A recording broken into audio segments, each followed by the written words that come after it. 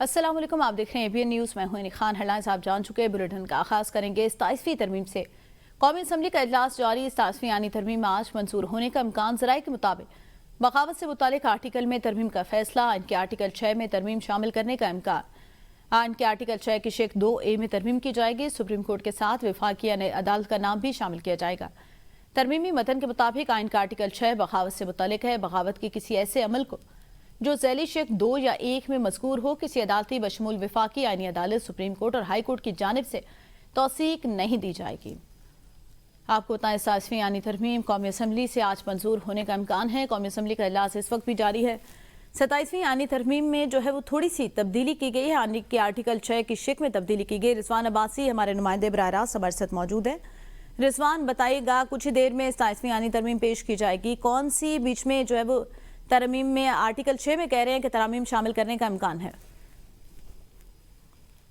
دیکھیں 27ویں آئینی ترمیم اس وقت قومی اسمبلی میں موجود ہے اور اس پر آج جو وزیر قانون ہے اعظم زیر تارڑ، انہوں نے جب اس کو زیر غور لانے کی جو تحریک موو کی، اس کے بعد قومی اسمبلی کے اندر اس وقت گرما گرم بحث جاری ہے۔ اب سے تھوڑی دیر پہلے جو ہمارے سورسز ہیں انہوں نے ہمیں یہ بتایا ہے کہ جو 27ویں ترمیم سینٹ آف پاکستان سے منظور کر لی گئی تھی، اس میں کچھ 3 شقیں ایسی ہیں جن میں ترمیم کی جائے گی، اور اعظم زیر تارڑ وزیر قانون انہوں نے یہ بھی بتایا ہے کہ کچھ ٹیکنیکل غلطیاں تھیں، کچھ چیزیں تھیں جو رہ چکی ہیں، اب ان کو دوبارہ امینڈ کر کے قومی اسمبلی سے بھی منظور کروا کے اس کو دوبارہ سینٹ میں بھیجا جائے گا۔ اور اگر ہم بات کریں ان شقوں کی، تو یہ آرٹیکل کی جو 3 ایسی شقیں ہیں، جو شق نمبر 6 کی جو ذیلی شقیں ہیں ان میں بھی ترمیم کی جائے گی۔ اس کے بعد سپریم کورٹ اور جو آئینی عدالت ہے ان کے ناموں سے متعلق بھی ایک ترمیم ہے جو کہ قومی اسمبلی سے منظور کروانے کے بعد اس کو سینٹ آف پاکستان سے منظور کروایا جائے گا۔ اس وقت قومی اسمبلی میں بحث جاری ہے۔ جو پیپلز پارٹی ہے، پیپلز پارٹی کے جو چیئرمین ہیں بلاول بھٹو زرداری، وہ بھی پارلیمنٹ ہاؤس پہنچے تھے۔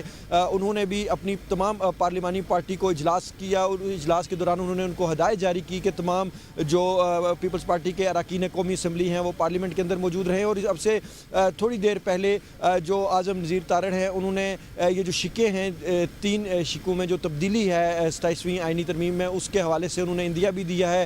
اور اب سے تھوڑی دیر کے بعد توقع یہ کی جا رہی ہے کہ جو قانون جو 27ویں آئینی ترمیم ہے اس کے متعلق جو باضابطہ طور پر باقاعدہ اس کی جو گنتی ہے، جو ووٹنگ کا عمل ہے وہ شروع کر دیا جائے گا۔ اور ووٹنگ کے حوالے سے حکومت کا جو دعویٰ ہے وہ 224 جو 2/3 اکثریت بنتی ہے قومی اسمبلی کے اراکین کی، اس سے زیادہ ان کے پاس ووٹ موجود ہیں۔ اور جو حکومت نے بھی اپنے جو اراکین قومی اسمبلی ہیں ان کو یہ ہدایت جاری کر رکھی ہے کہ وہ بھی تمام لوگ پارلیمنٹ ہاؤس میں موجود رہیں۔ اور اب سے تھوڑی دیر کے بعد یہ بھی امکان ظاہر کیا جا رہا ہے کہ جو قائد ہیں مسلم لیگ نون کے میاں نواز شریف، وہ بھی پارلیمنٹ ہاؤس پہنچیں گے۔ وہ بھی توقع یہ کی جا رہی ہے کہ وہ بھی ووٹنگ کے عمل میں وہ بھی حصہ لیں گے۔ اور اب سے تھوڑی دیر کے بعد باضابطہ طور پر باقاعدہ جو 27ویں آئینی ترمیم ہے اس کی جو گنتی ہے، جو ووٹنگ ہے، اس کا پروسیس بھی شروع کر دیا جائے گا۔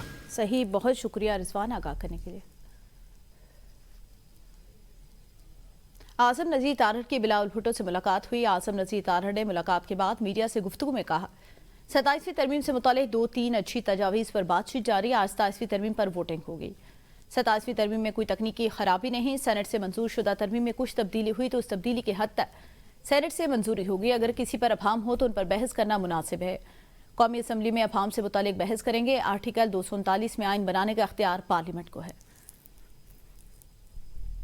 نہیں ہے، دیکھیں یہ دوسرا ہاؤس ہے، 2-3 سجیشنز تھیں اچھی اس کو فردر دیکھنے کے لیے، تو اس میں بھی بات ہو رہی ہے۔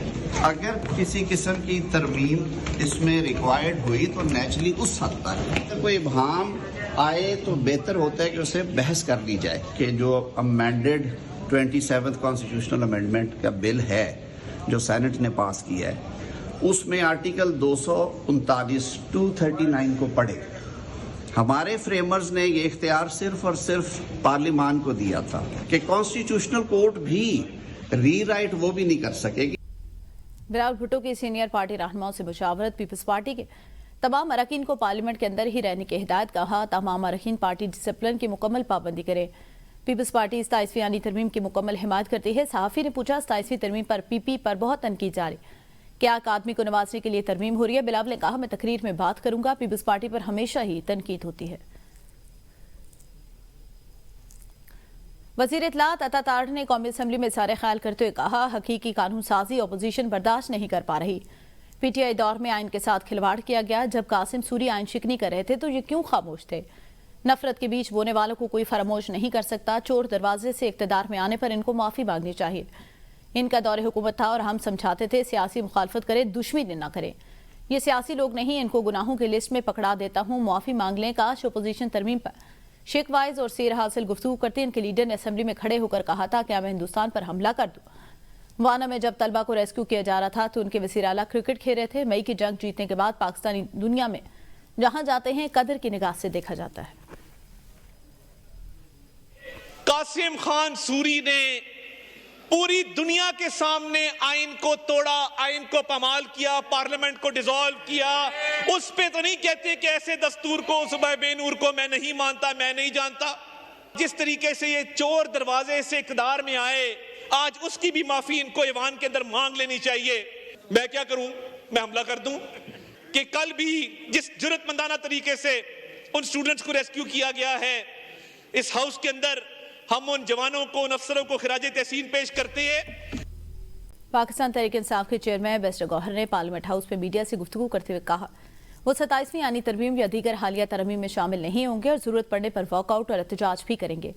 सहाफ़ी के सवाल पर नवाज शरीफ के पार्लियामेंट आमद पर पीटीआई किस तरह खुशामदीद कहेगी, बैरिस्टर गौहर ने कहा, वो अब पाकिस्तानी सियासत से गैर मुतल्लिका हो चुके। बैरिस्टर गौहर ने ख्वाजा आसिफ की मिसाल देते हुए कहा, राजा परवेज अशरफ की हुकूमत के खिलाफ आप खुद पटिशन लेकर इफ्तिखार चौधरी के पास नहीं गए और मियां साहब ने खुद वकील बनकर मेमो गेट कमीशन बनाने की जरूरत महसूस नहीं की। ख्वाजा आसिफ से पूछें कि क्या राजा परवेज अशरफ साहब की हुकूमत के खिलाफ आप खुद पिटीशन लेकर के इफ्तिखार चौधरी के पास नहीं गए? मियाँ साहब खुद वकील बन के अमीरुल मोमिनीन की हैसियत से सुप्रीम कोर्ट जाके मेमो गेट कमीशन बनवाने के लिए नहीं गए थे कि वो बाहर ही होते। लेकिन आपको मालूम है कि ये हमारा फॉल्ट नहीं है, ये सिस्टम का फॉल्ट है जो सिस्टम प्रोटेक्शन नहीं दे सका। मैंने तो कल मिसाल दे दी, सरकोजी को 5 साल की सज़ा हुई, जेल में चले गए, 3 हफ्तों के बाद वो बाहर रहा हुए। हम एक केस में दूसरे में तीसरे। Thank you sir.